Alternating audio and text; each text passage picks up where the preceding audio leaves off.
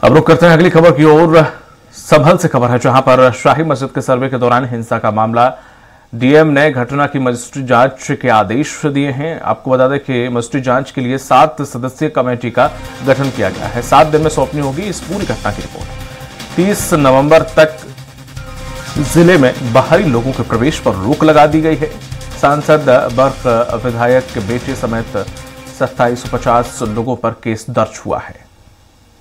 लगातार हमारे साथ बने हुए हैं घनश्याम निशान चौहान से हमारे वरिष्ठ सहयोगी। घनश्याम, संभल में 7 सदस्यीय मजिस्ट्रेट जांच के आदेश दे दिए हैं। 7 दिन में रिपोर्ट पेश करनी है। 30 नवंबर तक वहां पर हालात जो काबू में पाने के लिए बाहरी लोगों पर रोक लगा रखी है। इंटरनेट भी क्या 30 तारीख तक बंद रहेगा? स्कूल भी क्या 30 तारीख तक बंद रहेंगे? क्या कुछ अभी वहां पर चल रहा है? साथ ही साथ जो इस पूरे जांच के लिए कमेटी बनाई गई उसमें कौन कौन लोग शामिल है और ये कब तक रिपोर्ट सौंपेगी? बात करें तो मौजूदा वक्त में स्थिति सामान्य स्थिति है, लेकिन सियासी तनाव सबसे ज्यादा सबसे बड़ी समाजवादी पार्टी का विधानसभा में नेता प्रतिपक्ष के नेतृत्व में वो जाना उनका कैंसिल हो गया। कारण नहीं पता चल पाया है। कारण में जो समाजवादी पार्टी की तरफ से बताया गया है वो ये बताया गया है कि वो अखिलेश यादव दिल्ली के दौरे पे हैं, क्योंकि वहाँ पे संसद सत्र शीतकालीन सत्र चल रहा है और अखिलेश यादव जो राष्ट्रीय अध्यक्ष अखिलेश यादव से ही पूरी तरीके से कन्वर्सेशन और उनसे राय मशवरा के बाद ही ये जो डेलीगेशन है वो संभल की तरफ जाएगा, संभल जाएगा। पहले से ये तय था, अचानक क्यों इसको जानने के ऐन वक्त पहले कैंसिल किया गया ये समाजवादी पार्टी साफ कर पाएगी। लेकिन उन्होंने जो ना जाने का कारण बताया वो अखिलेश यादव से मिल करके बात करने के बाद जाने की बात कही। तो सबसे बड़ा सवाल ये भी है कि जब क्या जो ये डेलीगेशन बना था, जो जाने का कार्यक्रम समाजवादी पार्टी की तरफ से था, क्या इसकी जानकारी राष्ट्रीय अध्यक्ष अखिलेश यादव को नहीं थी? अगर थी तो ये कैंसिल क्यों हुआ? अगर नहीं थी तो क्या एक जो है राष्ट्रीय अध्यक्ष के जो अत्यंत में किस तरीके से कौन निर्णय ले लिया कि संभल जाना है कि नहीं जाना है? क्योंकि ये सब सारे छोटे सवाल लग रहे हैं। महत्वपूर्ण इसलिए भी है संभल को लेकर के उत्तर प्रदेश में राजनीति गर्मा गई है। समाजवादी पार्टी सबसे बड़ी विपक्षी दल है सरकार के बाद। अगर बात करें तो ऐसे में जो लगातार संभल को लेकर के बात कर रही है, लगातार संभल को लेकर के सरकार को भेज रही है। और इसके अलावा जो सांसद है संभल के, उनके खिलाफ मुकदमा भी दर्ज किया गया है पूर्व सांसद वर्ग के खिलाफ।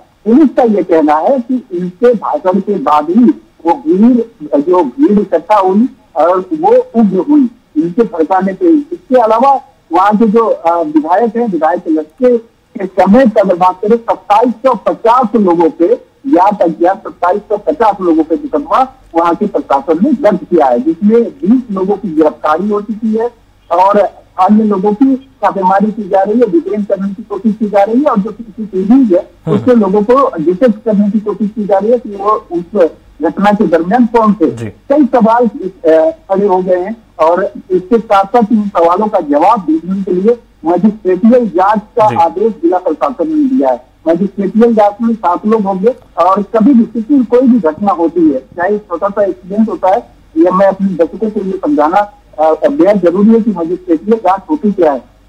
कोई भी घटना होती है तो उसमें एक मजिस्ट्रेटियल जांच मैंडेटरी होता है, चाहे आदेश हो ना हो। ये एक रूल है, एक कानून है, एक प्रक्रिया है किसी भी घटना के दरमियान। लेकिन इस घटना में कौन होगा, कितने लोग होंगे, कितने दिनों में रिपोर्ट सौंपी जाएगी और किस एंगल से जांच की जानी चाहिए, वो जिला अधिकारी के पास ये पावर, ये सामर्थ्य सुरक्षित होता है कि वो ऐसी घटनाओं पे किस तरीके से नियंत्रण करने के लिए या जांच करने के लिए इसको रखे और किस तरीके से जांच कराए। चाहे वो छोटे से आईओ से मजिस्ट्रेटियल जांच करा दे, जिलाधिकारी खुद मजिस्ट्रेटियल जांच करे या फिर कमिश्नर करे, कोई भी प्रशासनिक जांच कर सकता है। लेकिन प्रत्येक घटना में जहाँ पे किसी की मौत होती है वहाँ पे मजिस्ट्रेटियल जांच प्रभावी होता ही है, ये बाई डिफॉल्ट। तो अब जो है उसी बाई डिफॉल्ट के तहत 5 लोगों की टीम बनाई गई है। अब कब तक ये रिपोर्ट सौंपी जाएगी ये साफ नहीं हो पाया है, लेकिन इसके 7 लोगों की टीम गठित कर दी गई है। इसके अलावा 30 नवंबर तक यानी ये पूरा महीने तक संभल परिक्षेत्र में कोई भी बाहरी व्यक्ति घुस नहीं सकेगा। ये कल से ही जो है ये निर्णय लागू कर दिया गया था। जब परसों तो दंगा ही हुआ, कल पूरी तरीके से ये निर्णय लागू कर दिया गया था कि 30 तारीख तक संभल के अंदर संभल के बाहर कोई भी व्यक्ति को प्रवेश वर्जित रहेगा। इसके अलावा स्कूल भी कल बंद किए गए थे 12वीं तक के। आज स्कूल को 12वीं तक के स्कूल खोल दिए गए हैं, यानी ये हालत समान होने का एक सबसे बड़ा मैसेज ये है कि स्कूल खोल दिए गए हैं जो कल बंद किए गए थे। और अगर बात करें इसमें राजनीतिकरण की, मामला की और इन सब सारी चीजों की बात करें तो संभल इस समय राष्ट्रीय मुद्दा बन गया है। चाहे वो उत्तर प्रदेश में राजनीति जो गहराई है, देश भर के लोग संभल मामले को लेकर के अपनी प्रतिक्रिया दे रहे हैं और खासतौर पर राजनीतिक गलियारों में योगी आदित्यनाथ को लगातार घेरने की कोशिश कर रहे हैं, योगी सरकार को घेरने की कोशिश कर रहे हैं। उनका कहना है कि ये सब प्रायोजित था और ये जानबूझ करके किया जा रहा है। वहीं पर सरकार और संगठन के लोग यानी भारतीय जनता पार्टी के लोग कह रहे हैं कि क्या पत्थर देना, इनके हाथ में पकड़ाना, क्या इनके जेब में चाकू को रखना, इनके कमर में पिस्टल खोसना यानी कट्टा खोसना जिससे ये आगजनी हुई पेट्रोल डालना, ये क्या भारतीय जनता पार्टी के लोग गए थे? और अगर भारतीय जनता पार्टी के लोग वहां पे होते तो भारतीय जनता पार्टी के लोग मुड़ते, फिर ऐसे लोग उन लोगों की जान कैसे चली गई। लेकिन इसमें सबसे बड़ा पेचीदा ये भी सवाल है प्रशासनिक अमला की तरफ से कि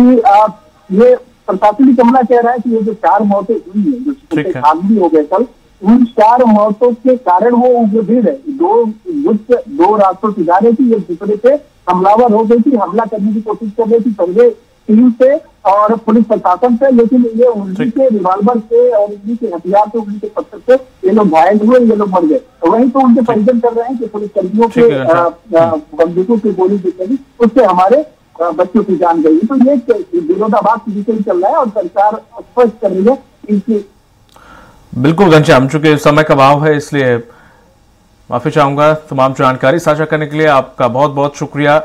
जिस तरह से जो हमारे वरिष्ठ सहयोगी जिन्होंने जानकारी दी है कि अब मजिस्ट्रेट जांच 7 दिन में रिपोर्ट पेश करनी होगी। स्कूल अभी फिलहाल हालात सामान्य होने पर खोल दिए गए हैं, लेकिन हाँ वहां के सांसद और अन्य लोगों पर केस दर्ज हुआ है। अब देखना यह होगा कि इस जांच रिपोर्ट में क्या कुछ खुलकर सामने आता है। इस बुलेटिन में फिलहाल इतना ही। दीजिए इजाजत, नमस्कार।